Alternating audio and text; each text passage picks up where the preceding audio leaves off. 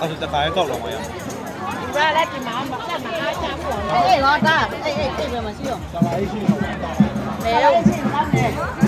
ဒါမှမဟုတ်သမားဒီလိုလုပ်နေတနေရာမှာပုံထည့်ပေးလိုက်ပစ္စည်းကချပြီးတော့လေ အေးကားတော့သမီးတို့ပြင်းစိတ်ကြိုက်ထားပြီးအမိုက်တနေရာကုန်ပြရအောင် ကျရရပါလောကက်သွားရဲ့ လာ